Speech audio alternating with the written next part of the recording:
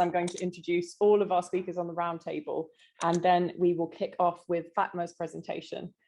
We're going in the order: Fatma, Liz, Richard, Daniela. So that's what to expect. Shout if I get it wrong.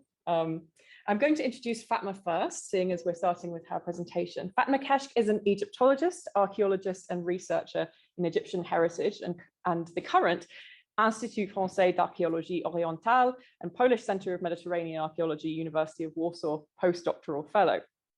She leads the outreach project The Place and the People, working to strengthen ties between archaeologists and local Egyptian communities.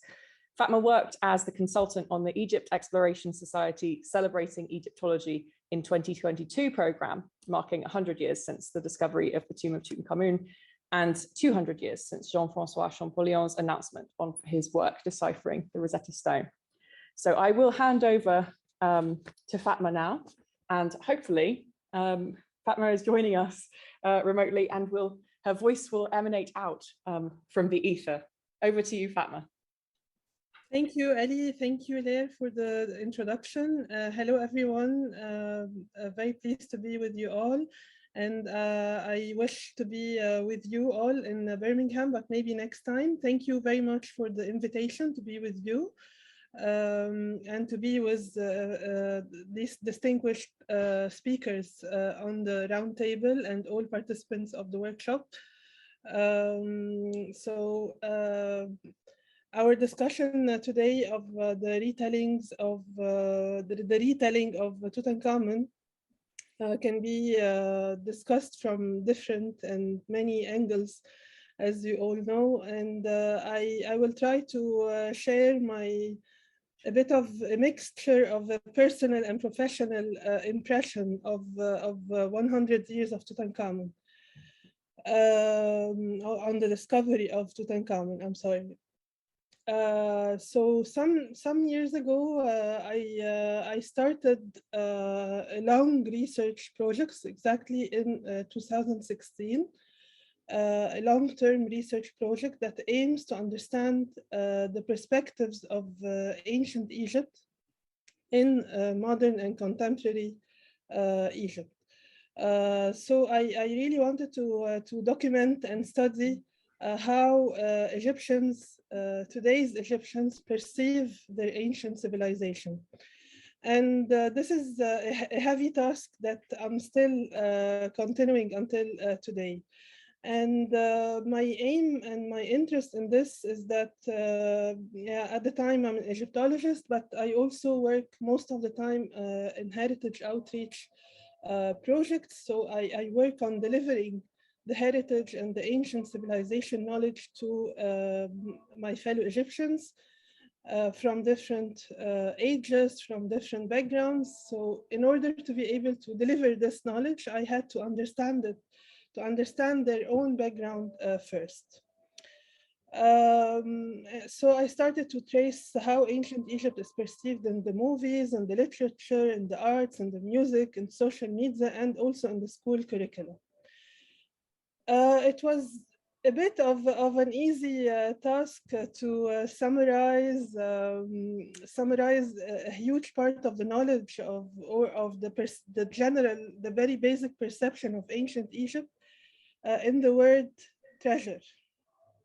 Treasure, or kunuz, as we say it in Arabic, and kunuz as for treasures, and kins for only one treasure.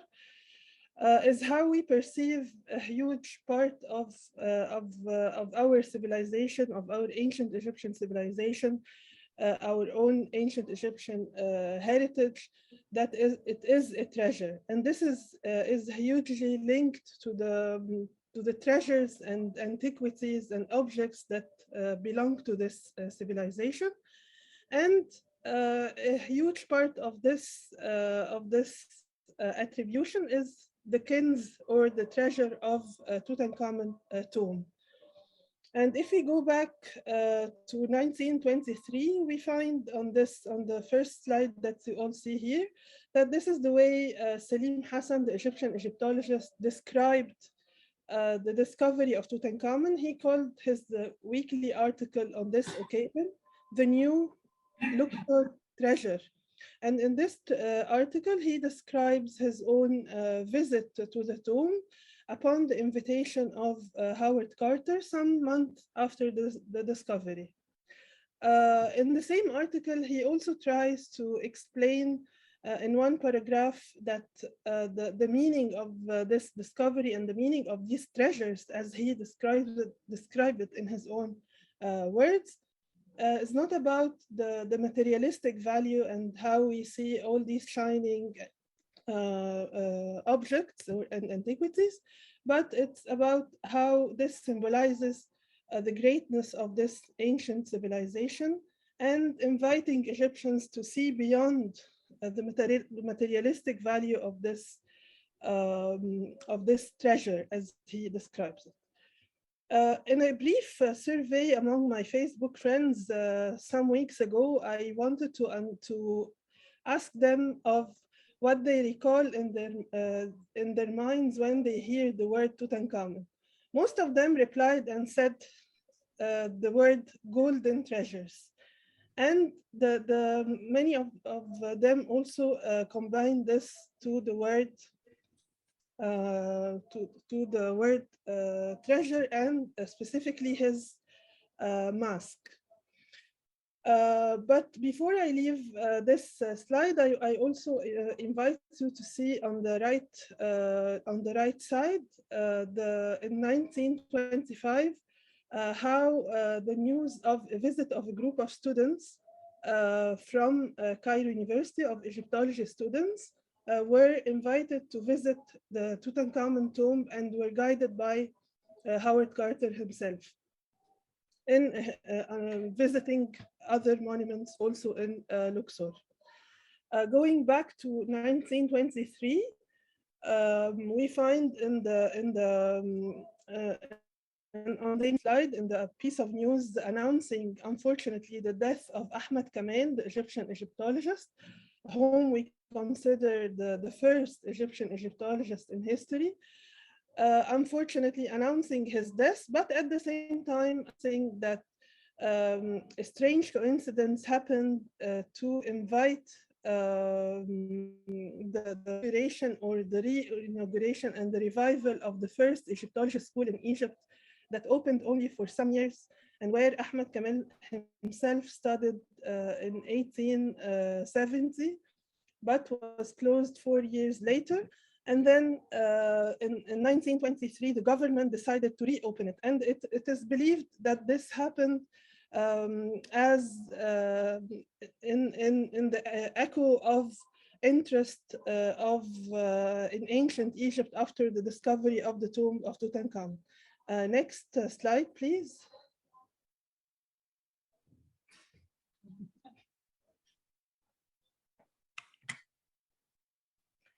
Here, this is just a gathering of how Tutankhamun appeared in some movies. On the left side up, we see a snapshot of a movie called Searching for Tutankhamun in the 1990s. By the famous Egyptian actor Hussein Fahmy, where that appeared as Howard Carter in the movie, and it didn't add a new perspective. It was just like a documentary, but in a fiction direction. Going back to the story of the mask and how most of Egyptians today are interested to hear about Tutankhamun, especially for his golden mask. Some years ago, when there was rumors about the beard of Tutankhamun and somehow the bad conservation that happened to it, everyone was following the news and following the social media, and really everyone on the street, every one of my friends asked me about what happened to the beard of Tutankhamun. And we see also how this appeared on social media by a lot of comics, a lot of cartoons, and a lot of jokes through comics. Also, my favorite is the one on the right side in the bottom. showing Tutankhamun in a barber shop going to remove his own beard. And then it was the task of myself and my colleagues to share the knowledge that this beard was originally removable. However, everyone was very interested to follow the news of the conservation of the beard by Professor Kristen Ekman until it ended. Next slide, please. Here I'm sharing a very personal interest of this novel, but also a professional one, because this novel, A Cloudy Day on the Western Shore, or يوم غائم في البر الغربي, as the title reads in Arabic, written by Muhammad al-Mansi Andil in 2010, and the bestseller for 10 years, printed for 13 prints until today. In this novel, he tells the story of the young Howard Carter when he arrived to Egypt as a 17 years old artist, working with Percy Newberry and Flinders Petrie in different sites, and discovering his own interest in ancient Egypt through a fiction story of a young Upper Egyptian girl that he meets in Luxor in 1882. 30 years later, the events take him away and take her to different stories, meeting major leading characters of the Egyptian modern history, like Mahmoud Mukhtar, like Mustafa Kemal, and going back to meet each other again by coincidence in 1922, some months before the discovery of the tomb. In some way, some imaginary story, he falls in love with this young Upper Egyptian girl, and he take her as the symbol of ancient Egyptian princesses. And in a scene while they are in Western Thebes, somewhere around the location of finding the tomb, she sits in a place, and then the author tells us that this is how she gives him the inspiration of the discovery of the tomb. These were just some selection and snapshots of some general public perception of the discovery of the Tutankhamun and the character and the name of Tutankhamun in the public Egyptian perspective. Thank you so much.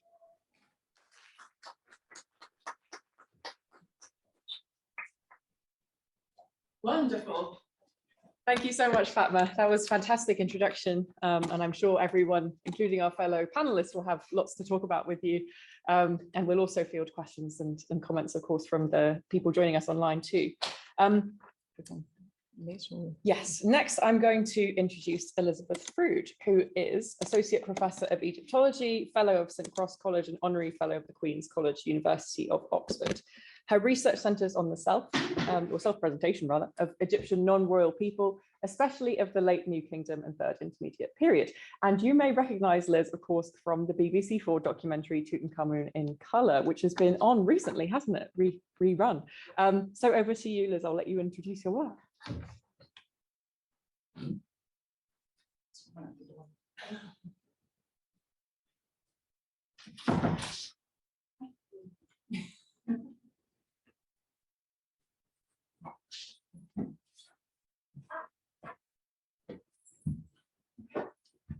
Well, thank you very much, Ali and Leah, for the invitation to come here today. This is my first in-person conference for a very long time, so I'm really, really excited to be here. It's really nice conference event, however you want to describe what we're doing today. So the slide that we have up at the moment shows two screenshots of my two performances of Tutankhamun, two very different types of storytelling, although admittedly both the BBC. One was for the BBC's Radio 4 program in our time with Melvyn Bragg, together with Christina Riggs and John Taylor. The second was for television, which was infinitely more terrifying, although both, I have to say, were pretty daunting to do. I did them both when I was ostensibly director of the Griffith Institute at Oxford, which is one of the ways it was sort of legitimised why my presence doing these things was legitimised. And certainly for In Our Time, I saw myself as a representative of the Griffith Institute, which was also terrifying. Trying to represent that archive. Anyway, so both were primarily for British audiences, although In Our Time's available by podcast, and the documentary is also on YouTube and has been recently rescreened, but again, for British audiences. And they were very different in terms of audience shaping, I think. In Our Time does a fair amount of crafting beforehand, but the aim is for at least seemingly spontaneous conversation between experts and Melvyn Bragg. The documentary was very, very different. It was scripted and not by me, although I had opportunities to make changes and suggestions. So I'm going to briefly reflect on Tutankhamun in colour now, but I'm very happy to bring the radio program into our discussion after this. So I don't know, you probably can't see the blurb for Tutankhamun in colour, but it says on the blurb that the aim was to recreate the discovery exactly as it happened. Which I actually think the documentary itself nuances a little bit, and I'm going to talk about that briefly. So if I could have the next slide. Okay, the documentary was the brainchild of Paul Bradshaw, and you could see him talking to me during the filming of the documentary in the Saatchi exhibition in London. So Paul was really inspired by the 2018 documentary film created by Peter Jackson, Lord of the Rings fame, They Shall Not Grow Old, which colorized film taken during World War I, linked it with the soldiers' voices, recordings of the soldiers' voices. Paul had found that documentary really visceral in its impact, and he wanted to explore the implication of colorization in other contexts. My way into the project was quite different. I'm a Kiwi, like Peter Jackson, so that was an immediate draw. I was like, yeah, be in his footsteps, also, hardly. But anyway, that was certainly a draw. I was certainly attracted by that connection. But it was really, for me, just another test, just seeing if I could do something like this. I'm still very much in the mode of kind of seeing what's possible for me. So I just wanted to try it out and see if I could manage doing something so public and such a very different way of kind of presenting myself, very self-presentation. Storytelling, especially by multiple people, multiple stakeholders in the storytelling, for as wide an audience as they thought possible, is always going to be a process of negotiation and compromise. And my interventions, of which there were quite a few, had to be negotiated. And you can see here we're discussing the script. And I think I remember this moment from just like, oh yeah, I'm not saying that. and it's a constant process of reworking whether or not to use certain images. There were some images that I refused to use. I would not have them be in the documentary and I would not speak to them. Language choice, how to speak about certain images, that was an ongoing debate. And things like the presentation of disability and illness, which I'm really happy to discuss further, that also came up in the radio program too. And it was a real issue for me in the documentary, and I'm happy to speak about that if anyone is interested. So inevitably, especially with the addition of colour, lots of gold, we always ran the risk of glamorizing and over-glamorizing. If I could hit the next slide, this is really embarrassing. This is the promotional poster that they designed for this. And this, I had no say in this, and it came out after when the documentary was screened. That was the first time I saw it. The day the documentary was first screened. Oh my God. We're certainly here burnishing the tarnished gold of the archive, to paraphrase Christina Riggs. What we did is hardly post-colonial storytelling. But I have to say, we did try to bring in some nuance in the documentary itself, even if you don't get that perspective from the from the poster. So the process of colorization became, for me anyway, a mechanism for telling the story of the discovery in a different way. Not recreating it exactly as it happened, but perhaps allowing the viewers to re-experience the objects in context. And the next slide shows me with Sam, who was the director of colorization, and there were conversations with him as part of the documentary. So I hope that by explaining the technical information about the colorization process, we were trying to kind of show its potentials and its limits alongside the alternative sensorial experience of the discovery that it offers. So I think, but you can tell me whether or not I'm right, I think the artifice and the fiction of the colorization was relatively honestly presented. But it was more successful with objects and the context of those objects than with people, I think. And an example of this is the next photograph, which we used in the documentary of my great-uncle's unit at the pyramids in World War I, which I had to send back after the first colorization attempt, because everyone had been given pink skin, where there were Maori soldiers in the unit, including the lieutenant. So that was just one example of how much we had to talk about the treatment of skin color. And of course, then there is this, which is the next slide, which is this archaeological creation myth, to quote Christina Ricks.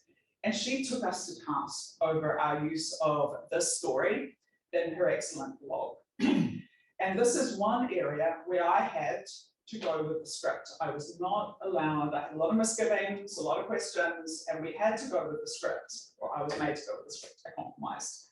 In part because this was the creation myth being told in the Saatchi exhibition by the IMG Exhibitions touring show. And the documentary started out having to be aligned with that, although lockdown broke that, but all were still quite insistent. So this image was connected to one of Carter's later anecdotes about tomb discovery, that this was the water boy who accidentally found the first step. And I know Richard will come back to this in his discussion as well. And I guess Paul and I don't know, we sort of saw it as an alternative way of retelling without disrupting British viewers' expectations too much. It would have been really interesting to have found ways to do this more disruptively, I think, but this wasn't the right context and I couldn't manage it.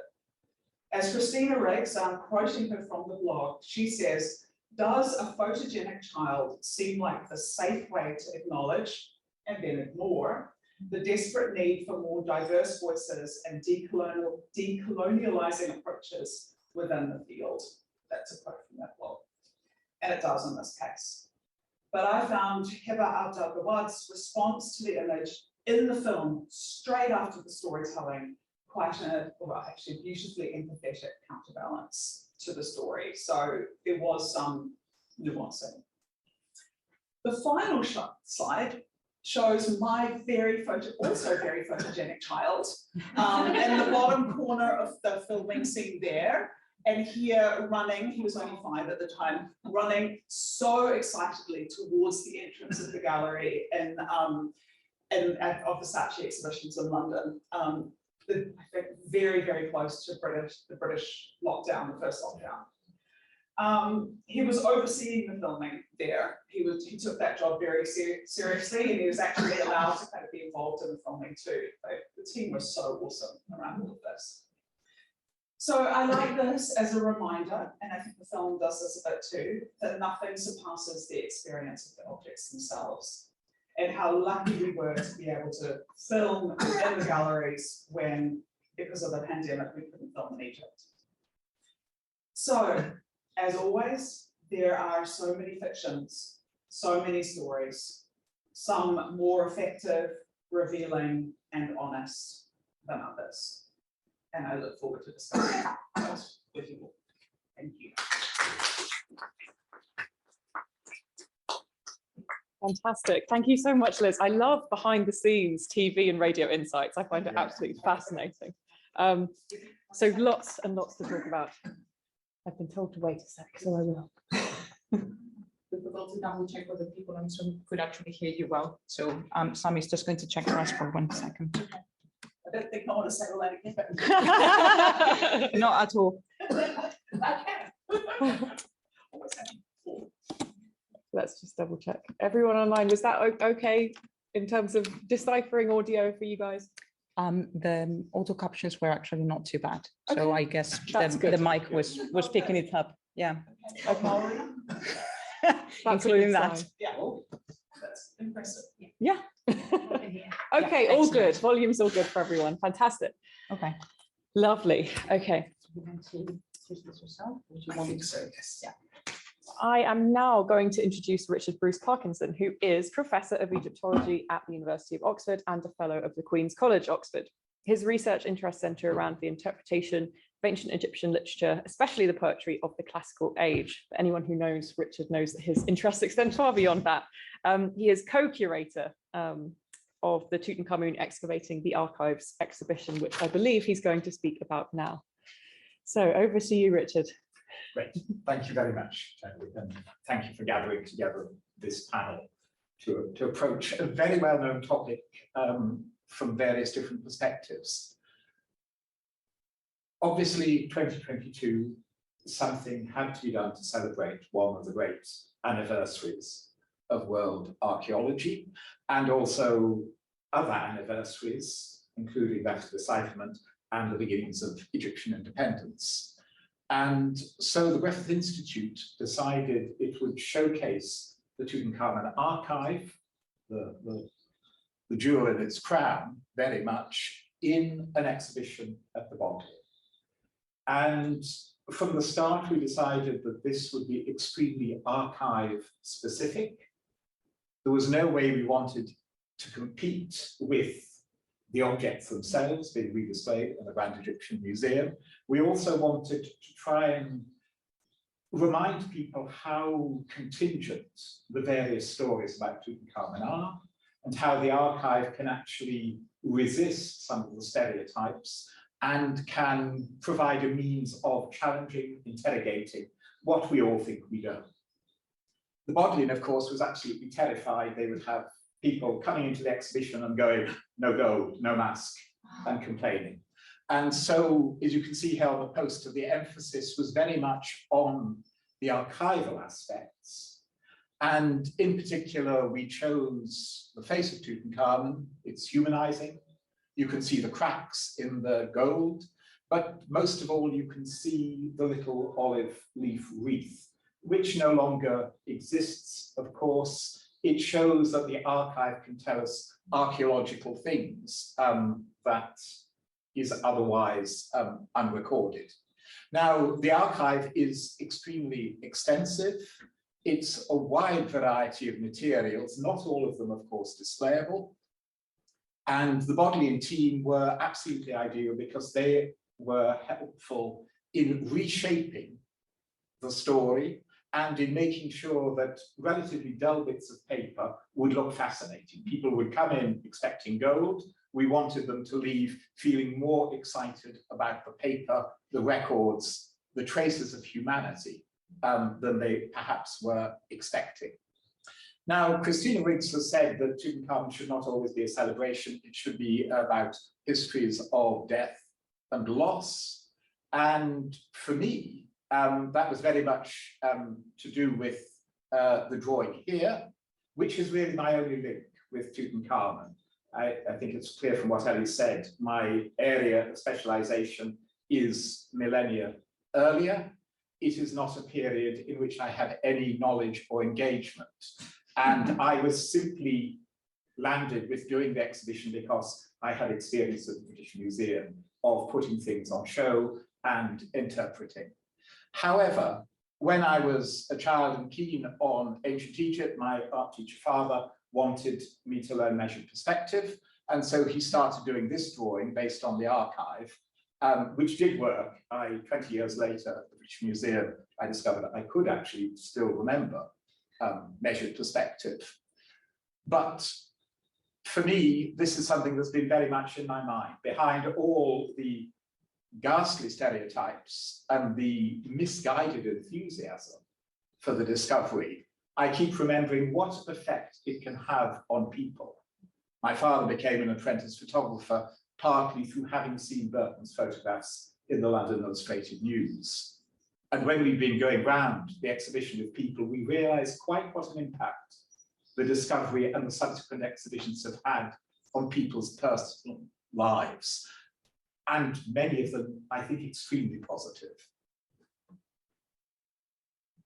The other link I have is with the exhibition, which determined the course of the book to some extent, was having worked on English literature and the Bloomsbury reception of Tutankhamun.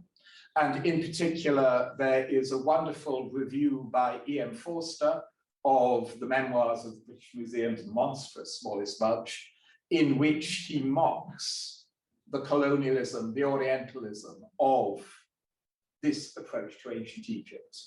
And that really helped us set the narrative in the book, which the exhibition then developed, which was to try and move away from the stereotypes of pulp fiction, the Indiana Jones franchise, the Mummy franchise, it all goes back to Sax Roma and the novels, as Ellie has so magnificently shown, that Carter was reading when he was young. And I think the thing that really has haunted us is how persistent these stereotypes are. You cannot get rid of the gold.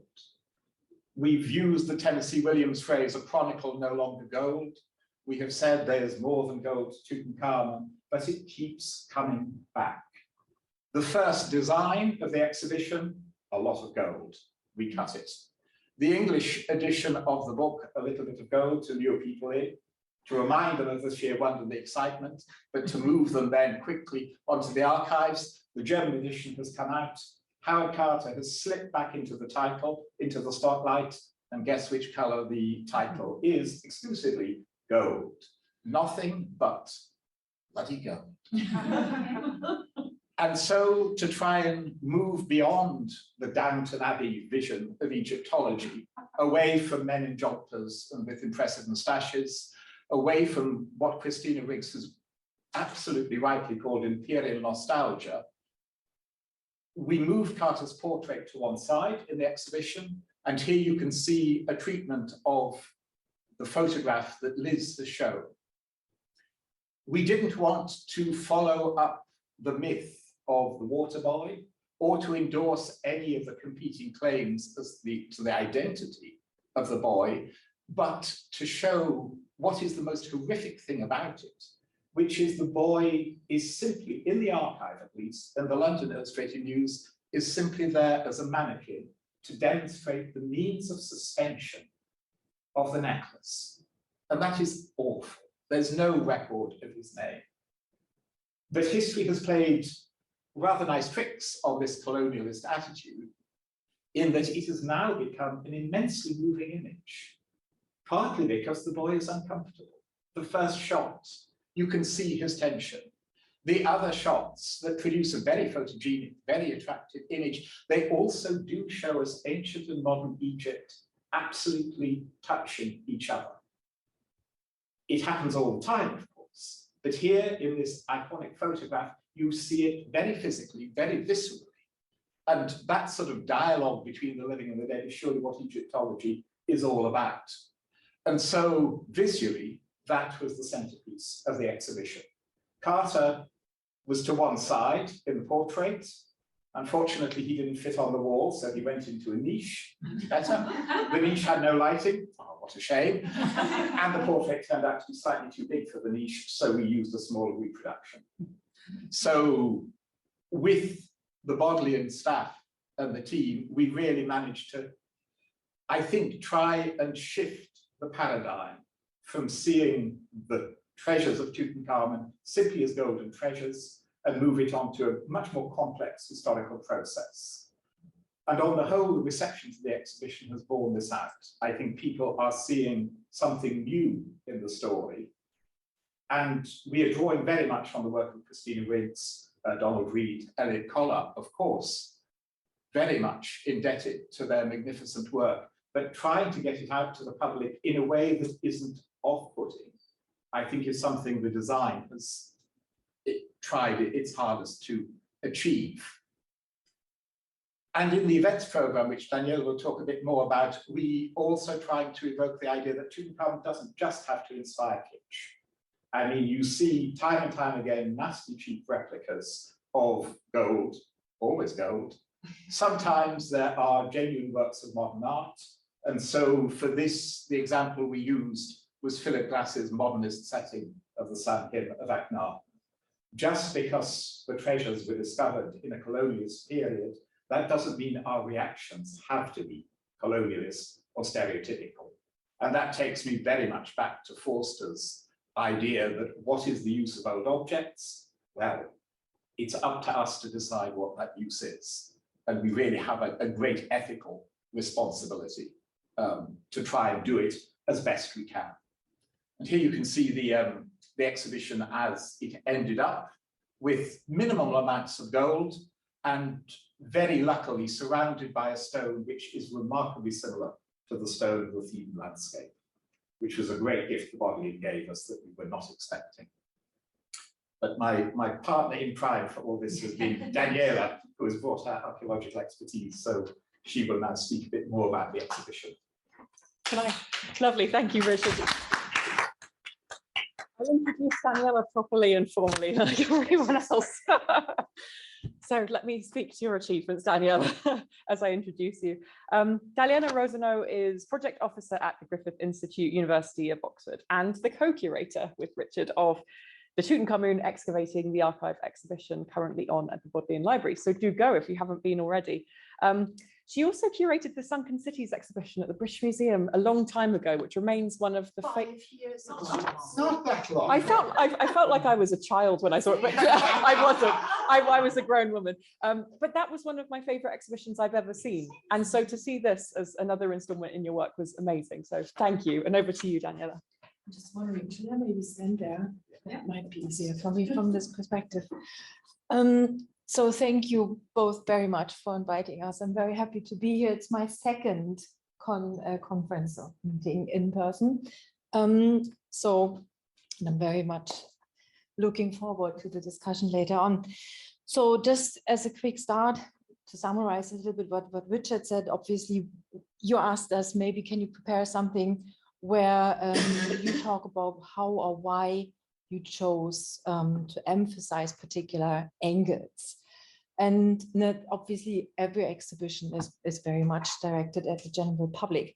And we're touching about topics that Richard just introduced with the conscious decision to not create an exhibition where we talk about Tutankhamun, his time, his life, himself, partly because of a lack of expertise, which includes myself. Yeah, my expertise is also either much earlier or much later than Tutankhamun.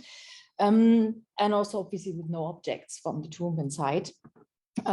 So focusing on the discovery itself and very much based on Howard Carter's excavation documents, which gave us the opportunity to create something very unique, something only the Griffith could have delivered. And also very much hopefully complementing the new display of the artifacts in the Grand Egyptian Museum when it hopefully opens later this year. So one of the aspects we wanted to focus about and why the whole exhibition was so attractive for me, why I personally, when I saw the job advertised, was really interested, was that it was very clear from the start that the Griffith Institute will deliver an exhibition based on the archaeological material. And that was attractive for me because I have been involved in excavations myself for 20 years. So I had produced exactly that kind of material. And so I was quite confident that, I could present the documents in a way that is engaging for the general public and make them hopefully understand how archaeology works. Because I am also personally myself always quite annoyed when people just see Indiana Jones. So that was a very important aspect for me and I felt very strongly about this, that, you know, archaeology is not you run into a temple, you grab the goblet, you run out and everything crashes behind you. And I could see it very often when I was visited, for instance, by friends on excavations, that they were really surprised what archaeology involves.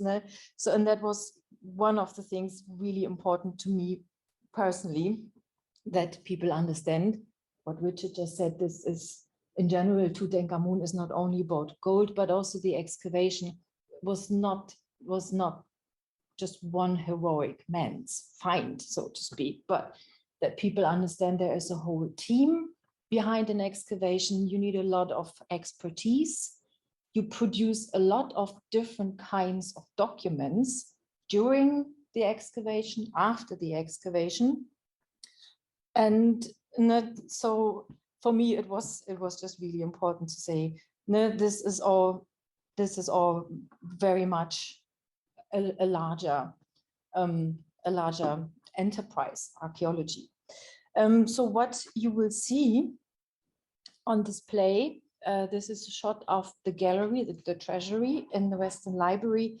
It's about 150 documents, the majority of them being the original excavation archival material. And this material very much kind of allows us to revisit this, maybe the most famous discovery in archaeology, and the subsequent work that went to it as it happened, kind of firsthand, day by day. And so in the exhibition, you will find more or less kind of 4 different sections. And we created the contents, the narratives, reflecting the angles that were just discussed by Richard, and the archaeology one discussed by me. So one topic we address is in case 9, which happens to be in the main axis of the room, the contribution of the Egyptian workforce. We use the series of 3 images of the Egyptian boy wearing this, one of Tutankhamun's necklaces. But in general, we really tried to display as many images as possible that Burton took that show the Egyptian contribution. And, you know, just kind of make people aware of this.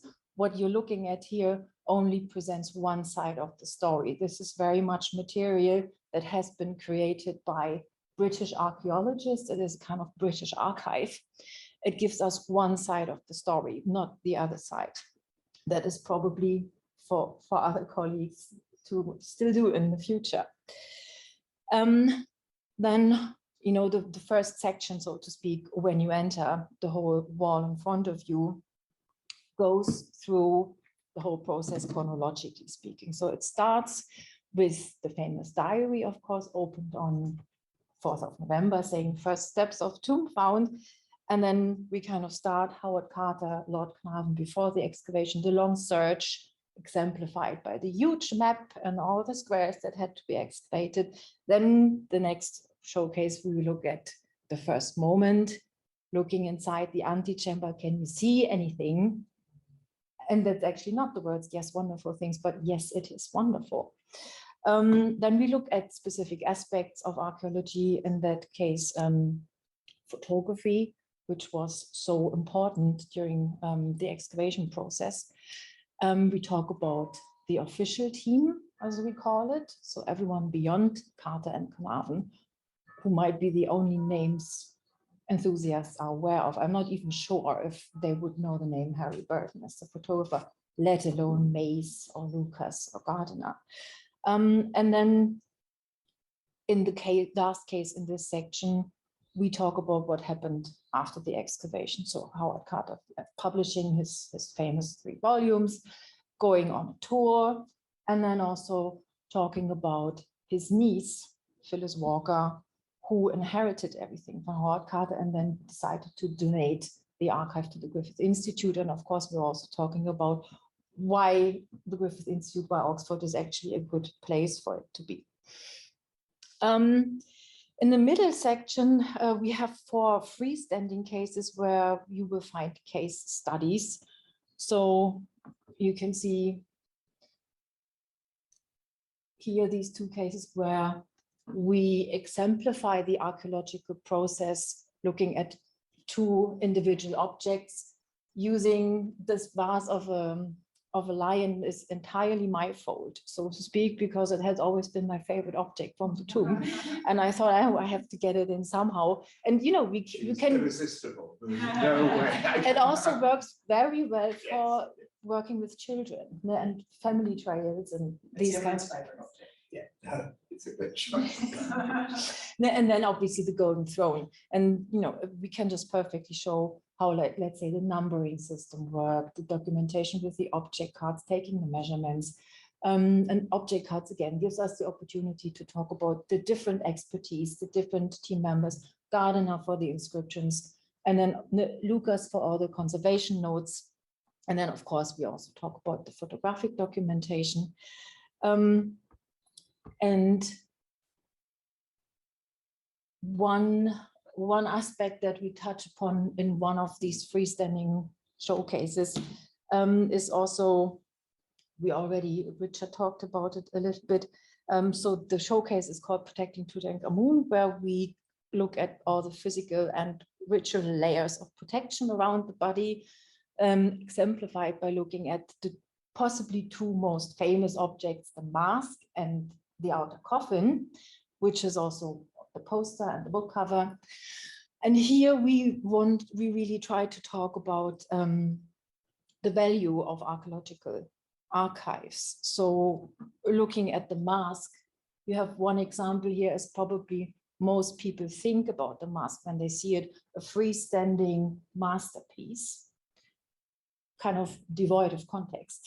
But then that, you know, in the real context, it was on the king's body. It looked very differently. So we hope to inspire that, you know, people maybe at awe to see familiar things in very unfamiliar ways. And then Richard already talked about this a little bit. So we also talk about the value of archaeological archives, as in they preserve what is gone today, what has been destroyed. So in the widest sense, of course, a context, which always happens in archaeology, because archaeology is a process of destruction necessarily, but also in particular sometimes of very specific individual objects. And in that context, of course, some of the botanical remains, also some of the textiles were extremely fragile. And it was more or less clear from the beginning that the moment you touch them, they will probably turn into dust. So we have this one case where we can show how this has been preserved through Burton's images. Then there's a series of object cards made by, again, the archaeobotany specialist, Newbery, that included, you know, a little sketch where he was trying to show how the binding worked in between the leaves, you know, so that hopefully people understand what a massive value lies in these archaeological archives. The last section of the exhibition is very different from the others. And you see the most striking thing is that you just see color suddenly. And here we look at the impact of the discovery with individual cases dedicated to the curse. Of course, there was no way not to include it. We knew that this, you know, we would be asked about it. Then one case is looking at the reaction, the public reaction, highlighted by a very cute letter written by a 6-year-old boy to Carter to congratulate him. And then the last case, we look at the commercialization, or maybe just say selling King Tut, as he was known by then. The exhibition also includes 3 digital elements. We have, of course, an audio guide in English and Arabic. There is a lantern slideshow. You see here where if you tap the button, you see a slideshow of some of the lantern slides that Carter used during his lectures. And the BBC was friendly enough to give us a little snippet of an original recording of one of the lectures he gave in the 30s. So I think at least a lot of visitors we go with together, they are very touched by this moment when they listen to the lecture and then see the lantern slides. And then finally, one last element Yeah, it does work. Is a 3D fly through the tomb. It's roughly 90 seconds. And we decided we really wanted to include this in the show to give the visitor an idea about the space, and in particular how tiny the space was and how cramped it was. So we go into the antechamber. So the antechamber and the annex are basically empty. That was simply financial restrictions, to be honest. But at the same time, it also works quite well because you see this material and then you actually have exactly the wall of the gallery in front of you, which is kind of the same. We go back into the antechamber and then you make it to the burial chamber with the sarcophagus and the wall decoration inside. And then the last room, the treasury, is filled with the objects as they were found. And the amazing point here is that this 3D reconstruction is entirely based on our archival material. So the people who made it have never been in the tomb and scanned anything there. And when I asked them, so what did you use? What was the most useful material? They said, well, obviously beyond apart from the photographs and the plans, it was mainly the object cards because they gave us the measurements of the individual objects. And that was all we needed. And then magic, thanks to modern technology. And the feedback for that one was very, very positive as well during the install phase. When we talked to Dan, one of the assistants there, and he saw that for the first time, he was like, oh, now I actually really understand how tiny it is and how packed these 4 rooms were. So now I hope that these digital elements support the story we want to tell.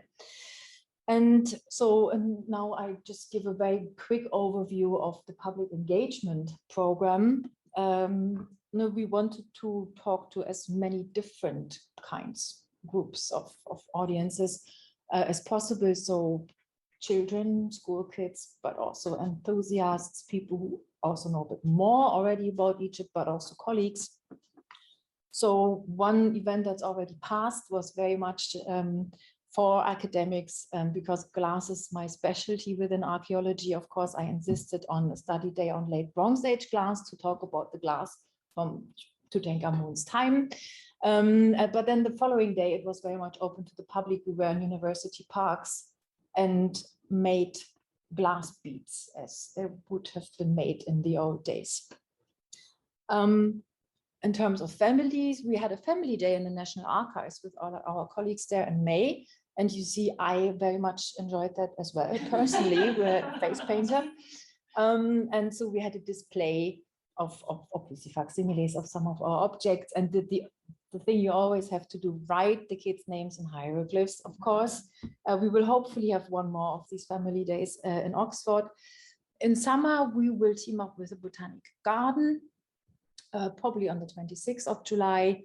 And we are just at the moment thinking about different activities that will hopefully include recreating the little wreath and of course, seeing what plants are in our Botanic Garden that can be found in real or depicted in Tutankhamun's tomb. Richard has already mentioned, I'm going ahead of myself, so that we will have a visit by the star countertenor Anthony Ross Costanzo. So he will be a visiting fellow within the Torch, the Oxford Research Centre in Humanities program. And that will happen in the last week of October. It will all be publicized on our and the Western website, and will include a public performance of the hymn to the art in a discussion between himself and Richard, talking about how he approached to research this in the end historic figure, Akhenaten. He will teach a masterclass at Queen's, and then he will also visit a school. And that's something that, again, is also personally close to my heart because I've grown up playing the violin and playing in orchestra, and I find it very sad that what for me seems like a lot of young people have no connection to classical music. And I'm sure that Anthony can very much challenge and change that. And then at some point in autumn, we will work together with Jonathan Goodwin, who I believe you will meet today. online, but yes. Yeah. So a writer, actor, theater producer with his own company called Don't Go to the Cellar. You see, he has just recently won the Dracula Award, by the way. So we have commissioned him to write a period style drama based on the events surrounding the discovery and the excavation, using the story of the Canary of Death, aka the Tomb of the Bird. So I'm very much looking forward to this. It will happen at some point in late autumn to coincide with Halloween, of course. On the 18th of November, we will have the so-called Library Late, which is something the Western Library organizes once for every exhibition they're staging, where the library is open to the public after hours, and then there will be several events and activities related to the exhibition, but also in the wider sense, ancient Egypt. And we will also have a series of lectures. There are not for everyone confirmed dates. Christina Ricks will definitely be giving a lecture on the 13th of October. We hope that Marianne Eden Krause will join us. Juliette Deplat from the National Archives will talk about the 3 curses of Tutankhamun, talking about the political curse, the curse with dealing with the press and media, and the real curse of Tutankhamun. And so, yeah, we hope that we put together a program that speaks to everyone. And I'm very excited about what the rest of the year brings. And so I'm very happy to discuss these things now. Thank you very much. Lovely, thank you so much. We are going to make sure that we get Fatma back so that we can all talk together. I need to do something. Oh, I think that's Fatma. Oh, yes. Fatma, we can hear you. Fantastic. It'd be nice to see you. Hi. I wonder if we can make that happen. Working on that. Lovely. I think I need to swap that. So what we're going to do now is open up for at least half an hour of discussion and questions. It would be nice to hear our panelists talk to each other a little bit and think about the perhaps shared experiences in some of this and maybe some differing experiences. But equally, if there's anyone in the room who wants to chime in, raise a hand, and I'm sure the microphones will pick you up. We can always repeat if they don't. And people online, if you do have queries, I think the chat function will be enabled. So you should be able to post things online that we can then ferry over to the panel. So we can see you, Fatma. You are a small little box of a face, but oh no, not on here. I can see you on my console. We're going to make sure that everyone can see you. She told me that she had an additional slide and I need to. There's an additional slide as well. Yes. You can start this discussion. I'll try to see the technology working well. Yes. Thank you so much, Claire, and thank you, Ali. Oh, you're welcome. Thank you. I just wanted to ask all of the panelists to reflect on the way that, in my perception with Tutankhamun, it's always been a story about the discovery rather than about the king himself. That what comes into people's minds is kind of the opening of the tomb and the wonder of that moment rather than Tutankhamun himself. Most people, I think, know the name, but would know almost nothing about him himself. And I just wondered if you might reflect a little bit on why you think that's the way this story has developed, rather than the king. Could you repeat the question for people on Zoom, please? Yes, I'm going to summarize the question. A very good question about why the panelists think that the story of the discovery is what has captured people's attention, and that people may not know much about Tutankhamun himself as an individual, but they know the story of the discovery. I think the stereotype is the moment of looking into the tomb. And I think, as Daniela stressed, that's one thing we wanted to try and unpick to show that it's the beginning of a 10-year process.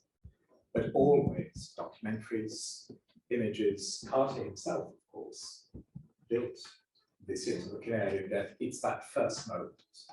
It's just a heroic white man, gold in the dark, everywhere go. What the tomb tells us about Tutankhamun himself is not as much as anyone expected.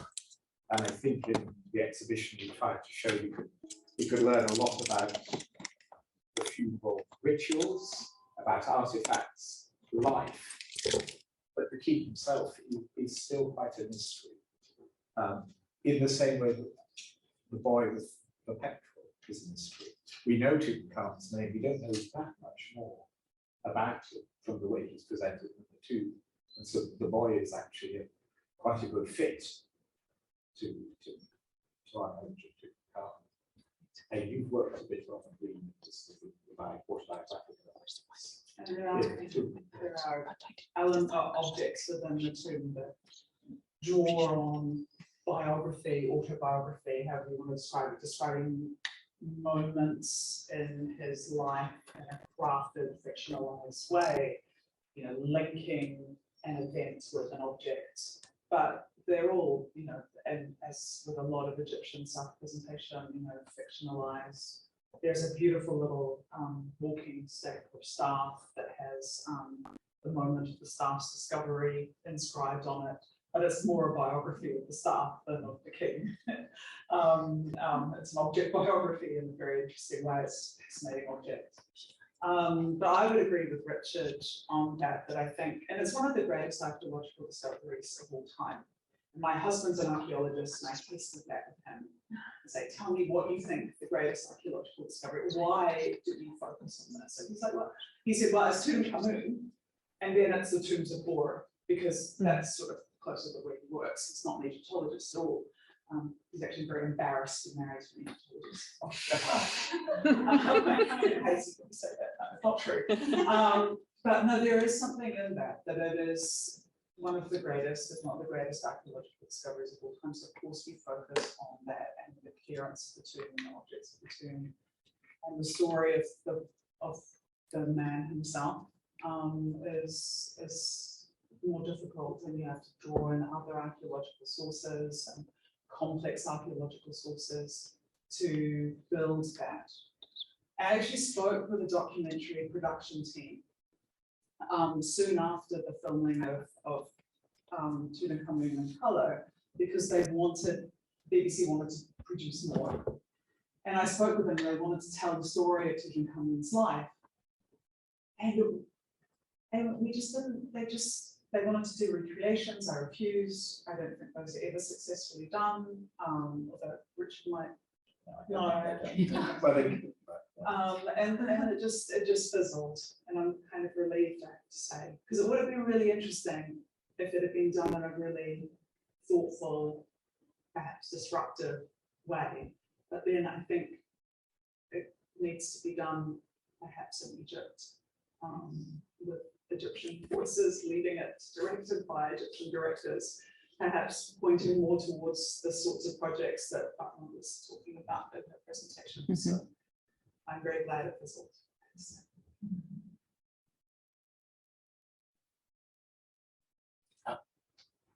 We can see you, Fatma. Hi. Fatma, would you like to speak to that question a bit? Why the discovery is almost, well, we know it better in our kind of, I guess, kind of cultural framework than we do about Tutankhamun himself and his life. Fatma, apologies, but we're not able to upload your new slide. I'm sorry about that. No problem. It's okay. I will mention it. It's okay. Thank you. Well, going to the question, I think it was the choice of the newspapers, the media at the time, and it continued to be the choice of generations of media and artists and authors that they were more attracted to the story of the discovery than the Tutankhamun himself as a king or as a pharaoh or anything about his about his history as we know it as Egyptologists. This is also very little known the Egyptian public perspective. The only running information if we discuss the public knowledge of about Tutankhamun. So this was really imposed upon us by the choice of the media at the time, and generations of the media until today. I also think it's what the public wants, or at least the majority of them. When we're giving interviews, that's what most of the questions are about, the discovery itself, which we not perfectly fine in our situation because our expression is about that. But I wouldn't be able to say much more about Tutankhamun because we clearly have a lack of sources. And then let's not forget, the discovery was a disappointment, at least for one man, and that was Adam Wagner, because there was the hope there would be a lot of texts, papyri discovered, that kind of gives us a better idea about this mysterious Amarna period and post-Amarna period. That was not the case. That's why I think it's just simply our limited knowledge, which we have to admit.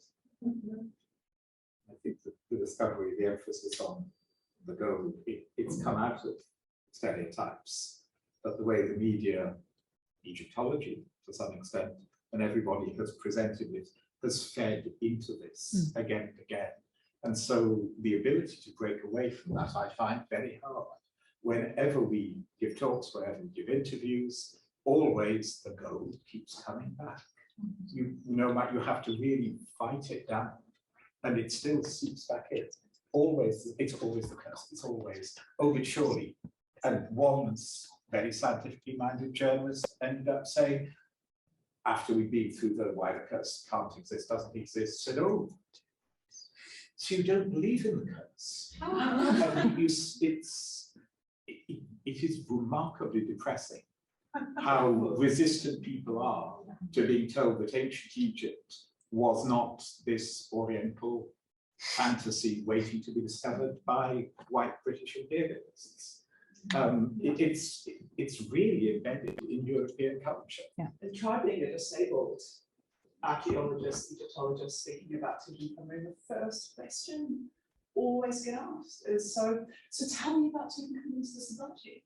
How do you relate? Do you feel like you relate there to him? It's like the one thing people hook onto with this man is that he was disabled. There's no evidence for it whatsoever. And I find that, especially now, very, very difficult to deal with. And I've had to shut down so many kind of media things where the first thing they say, oh, they want to speak to me about Tutankhamun and about the project they're doing. They get me on the phone and they say, so you're disabled, you got sepsis, Carnarvon got sepsis, Tutankhamun was disabled. Let's link all of that together because it makes total sense. And I'm just like, sorry, goodbye. It's like the one, if we're going to tell the story of the life of this child and young man, then that seems to be the hook that people have, and it's deeply problematic for so many reasons. I think it's the four little rooms of the tomb contain an absolute world of the court society. So many different types of artifacts, materials, flowers, food, everything. Voices. And everybody goes, oh, gold. And you just wonder if only the tomb had been made out of, if everything had been sculpted out of wood, we would be talking about the beauty of the faces, the craftsmanship. All exploitative, capitalist, European explorers can see is gold. And I mean, people have more nuanced views, but it's very, very restricted. But it's shiny. It's shiny, yes. Well, the Burton photograph of the mask is so wonderful because it's got wax on it. And you're not distracted by the shininess. You can actually see the modeling of the face. And the face is a beautiful face, and it's a wonderfully Egyptian face. It is recognizably, it belongs to Egypt in every sense, and all we see is shine. It's very superficial, not the mask. We have a question of, let me work some magic, because I think we have an audience microphone. That should be working now. Okay. Because you guys have worked intimately with a lot of the archival materials and everything, And if we didn't focus on the gold, what would you guys say should be the focus of Tutankhamun's tomb or any of the materials found? Or if you could choose like your personal favourites. Is that easier? I've already told you. And I love the staff for like a more intimate objects. I like the sharties that were gifted and have the names of the givers on their feet. I just love those. I also love the wrapped in lupus. I mean, there's so, it is Yes, like, as yes. Richard said, it's a whole world. Yeah. And you get so many insights into, yeah, the world of the court and these people and what mattered to the group, to this high elite group. The fingerprints. Well, that's, I think, yeah, the favourite photograph which we got in the book, which we couldn't get into the show, is this awful shot looking into a vessel, black perfumed ointment, and you see the fingerprints of the person within it. How many fingerprints do you see from that? The fact that one of the vessels was broken, the people tidying up the tomb put it in one place, they left one of the little legs in the front corner. And I think what I really love are the mistakes of the tomb, where Carter had such a job to get everything out, but you can see the difficulty they had getting things into the tomb, and they made mistakes. And that's not to demean the ancient workers, but they had a little period of time to bury a king who died unexpectedly. You can see the haste. And I think catching that emotion or those actions after millennia, that gives a humanity that the gold obscures from us, I think. But the mistakes are the things I really like. And the astonishing thing is, of course, so this was for one relatively obscure pharaoh. How did the tomb, let's say, of Ramses II look like? So this is the tiny glimpse we get in the things we can't see anymore.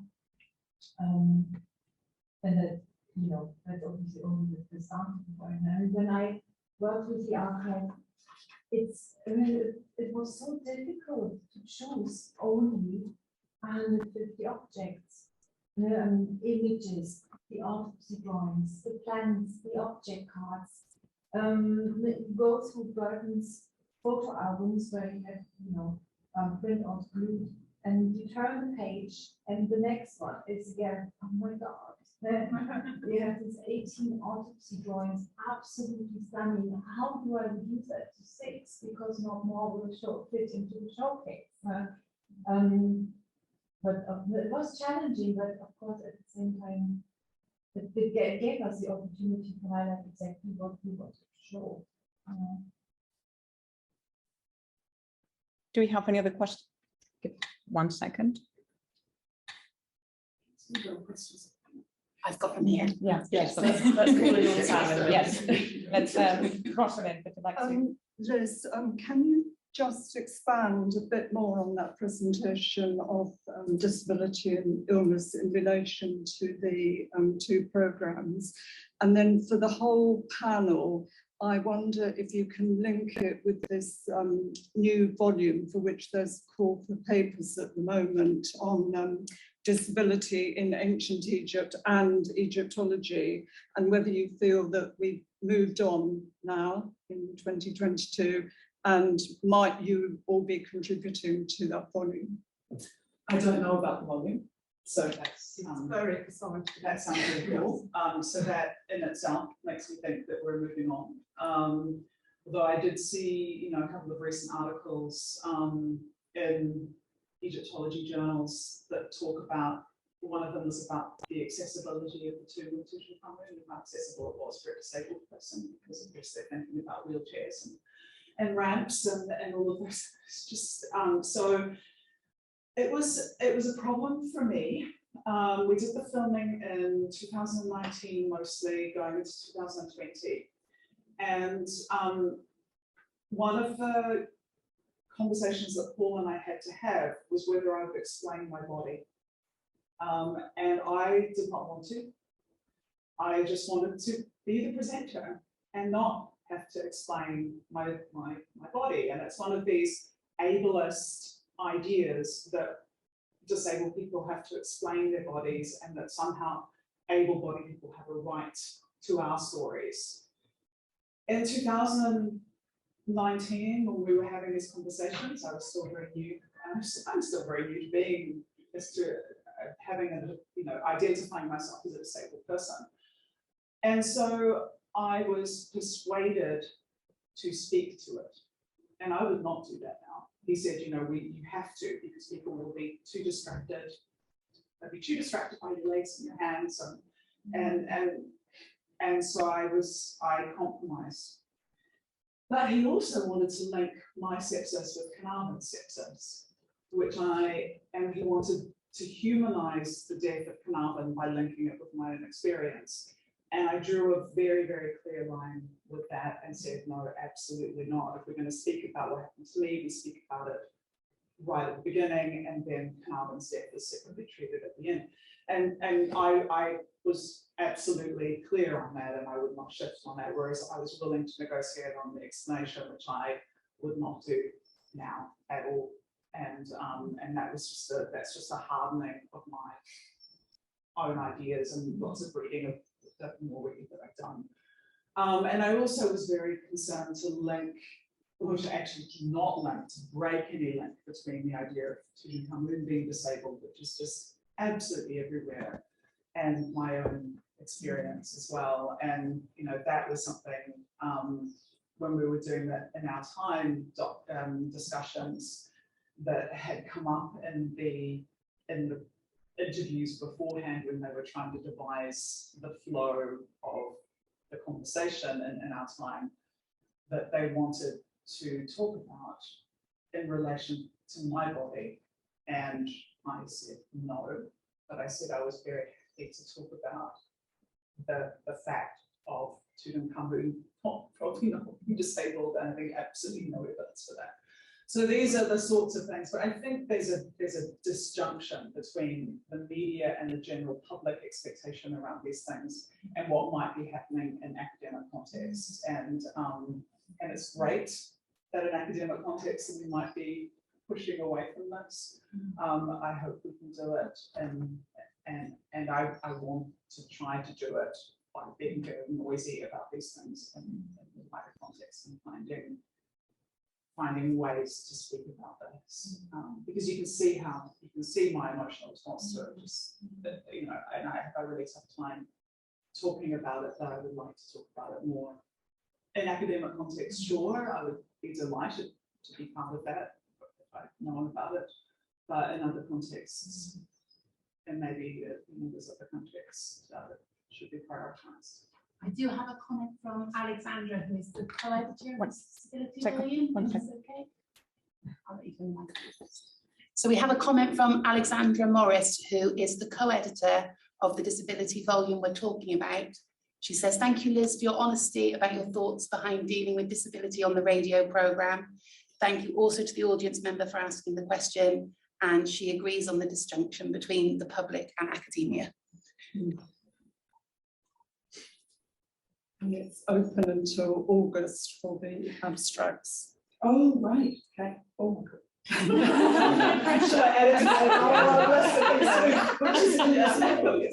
like 4 pages of things I have to do. That was awesome. They are luring you in. Thank you so much, Liz, for being so open Yeah. about it. Do we have any other questions from the audience here? Can I just say, I think it is worthwhile speaking about disability openly in the press. As somebody with a disability which has prevented me ever working in chicks, diabetes has really curtailed my career as an Egyptologist. And it's very good people speak about it. The actual practice is very different, because I'm constantly, every week I have to say, I cannot do a lunchtime meeting. Oh, we didn't realize. No, you did realize, because you mentioned. So the ideals, the ethics, the publications are often great. The sheer practicality, it's still, and you will end up being defined by this, because you have to keep going. Oh, by the way, just to remember, sorry. So it's. Thank you, Richard. That is so crucial. It is constantly having to remind people, no matter how visible, physical, at least, the implications.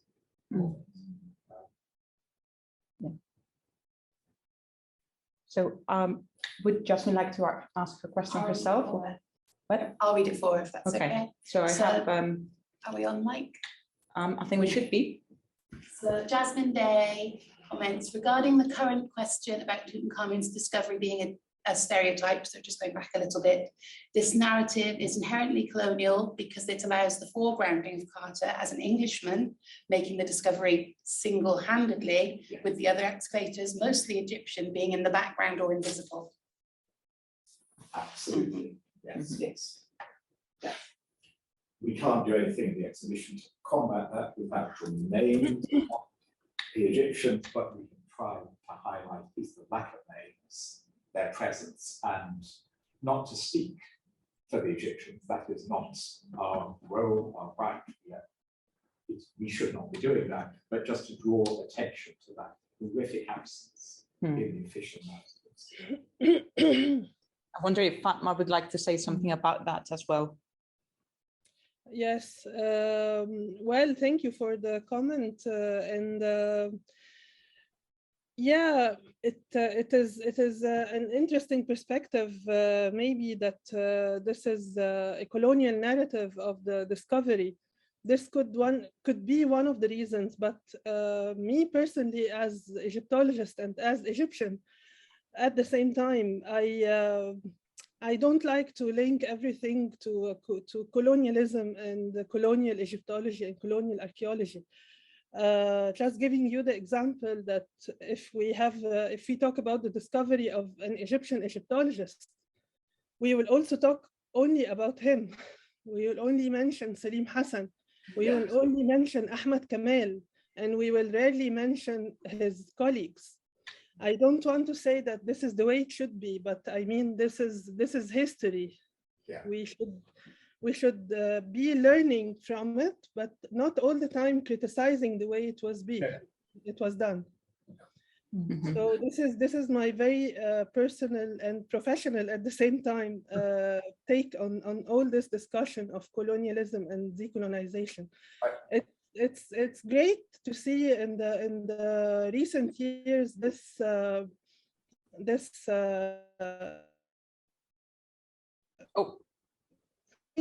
alternative narrative that we need to include more Egyptian perspectives in the stories of discoveries or in the different narrative in the history of Egyptology, for example.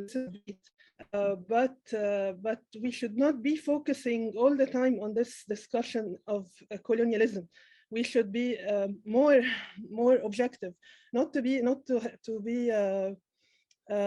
embarrassing for anyone. At the end, we're all colleagues in the same field. I mean, we share the knowledge, and we try, all of us, to improve our practices in the field.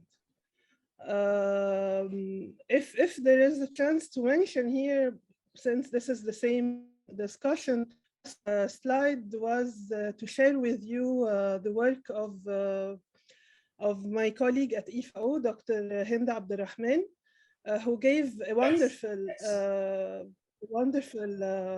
lecture 2 months ago in May, about the Egyptian involvement in the discovery of Tutankhamun. It does not only research the discovery itself, but also discusses how different Egyptians, not only excavators, but specialists from different fields, from archaeobotany, historians, conservators, had a contribution in the discovery of Tutankhamun. She's not an Egyptologist, by the way. She's a historian of the modern history of Egypt. So this is also, beside what I learned from the lecture, it shows how we, as Egyptologists, all of us really need the assistance of our colleagues in modern history and in other interdisciplinary fields as well, to move on in this discussion of discoveries of history of Egyptology in general. So please, I invite you all to watch this lecture. It's available on YouTube if you search for it. Thank you. Hen has been working, of course, with the Bristol Institute Archive, and following her wonderful article, we're hoping she'll be visiting the archive when she's in the UK, and we are going to be able to correct a few gaps in the publication. She has, of course, found Salahandi's dates, so I absolutely agree with you. And I think seeing it from a colonialist lens, for us, is a useful step forward, but I think judging the past in black and white is a great danger and a great error. Carter was working in his time. He was good, he was bad. I think he was better than many people. So yes, we should not pass judgment. I think we should try and learn and develop the dialogue. Lovely. Thank you. Thank you. We can make sure we link to your colleague's lecture as well, Fatma, so that we can send that round to everyone. We have a question in the audience. Give it 1 second. That should be working. Go for it. Just following on from this a little bit, one thing that I was wondering about was staging in Harry Burton's photographs.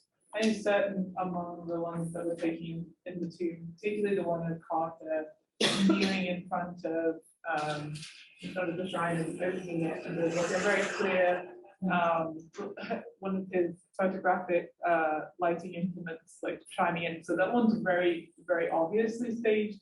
Some of the others, particularly those that show Egyptian workmen like carrying dirt out or doing other things, I wasn't entirely sure whether those were staged. And one thing I was kind of wondering about was what the inclusion of Egyptian people in the photographic record of the excavation was about for Harry Burton and for Howard Carter and for the representation of that excavation at the time. We look at it now and we're sort of struck by the lack of information we have about those people. But what was the narrative, like what was the point of including them? I've been thinking about this a lot recently because I've been looking at the excavation of Dura Europos in Syria, where we have a lot of Syrian people who are included in photographs and again, not named, but they're often there for like scale or something like that. That seems to be one of the main purposes. But I was just wondering about within the context of this excavation, what they were thinking. Chapter 4 of Christina Reza's photographing Tutankhamun. Was it chapter 4 or chapter 5? I can't remember this. It's called Men at Work. Yeah. And there she is discussing the staging, and she actually draws on comparisons with Dura Europos.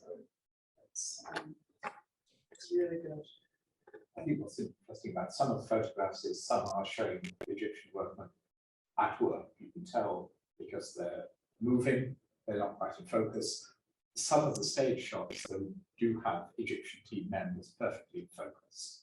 But there, does it show an Egyptian simply to show scale or to show it's exotic? Or is it Carter showing that he's working side by side with Egyptian colleagues? And I'm not sure Carter himself would have been entirely clear if he had to define that. And it's very hard. And this is where I think passing judgment is dangerous. You could go, that's a colonialist posture. The Egyptian is on the ground, but the Egyptian is side by side with Carter in a press publicity shot. With Carter's hand. Yes, on the shoulder, sometimes you could see. Yeah. So I think it's not black and white, but trying to interrogate and going back to the images themselves and seeing where the focus lies. Usually it's on Carter's hand, but yeah, there's a lot of surveying and interrogation that can be done to try and get a sense of what proportion stage, what proportion. We obviously interesting, we are talking about PR, well, in the widest sense, Egyptologists all have this background knowledge, but of course that's what I was saying for the interested public because it's their exhibition. So it was very important to carefully hint. It's basically saying by the way also what we call publicity shots. And we did take this example of the two very different shots and treasury with the Amours and Klein. and also chose this image of Carter and one of his Egyptian workmen cleaning the inner coffin and also causing talking about that focus on. How do we see that image? Was it good of him to include one of his Egyptian workmen? Wouldn't have had to do this in a publicity shot. But on the other hand, it focuses on hands and basically Egyptian workmen's bloody. How do we judge that? And of course, again, it's just to at least make people aware of it. It's a complicated question. I think to get away from the black, white, and the golden stereotypes. And I also show the range of activities the Egyptians are seeing in these images. Of course, you have a lot of the workmen who do the obvious things like carrying the baskets, moving the bubble, but then there's also often difficult work, like moving the partition wall between the antechamber and the burial chamber, or lifting triangles when Carter is literally shoulder to shoulder working with some of the Egyptian women. We'll just try to include as many images as possible. Do we have any other questions from the audience or perhaps from the chat? Lovely. It's nearly past. Oh, we would like to have one more. Oh, I'm not sure. Sarah, could you instead of sending that as a direct message, could you just post it for everyone? Because then we'll be able to see it. We can't see it. We just see it kind of flash up and then disappear on our computer here. But Sam will be able to read your comment if you send it again to everyone. And then we can use that comment as a final point. Yeah. Sorry. So Sarah said she would like to add to Fatma's comment that we should also be aware of the internalization of the Western colonial gaze by Egyptian archaeologists. She thinks, assuming the Egyptian contribution to archaeology counters the Western perspective, in her opinion, it fails to address the complex entanglement of archaeology as a means of study and its roots in imperial colonial systems of power. Sarah will be presenting later, and I think actually her work, everyone in this room and everyone online will find really fascinating in terms of perspective and identity and power. So we'll see Sarah's work up close and personal later. Don't miss it. No, it's fantastic. Please, everyone online and in person, join me in thanking our expert roundtable once again. Thank you, all four of you.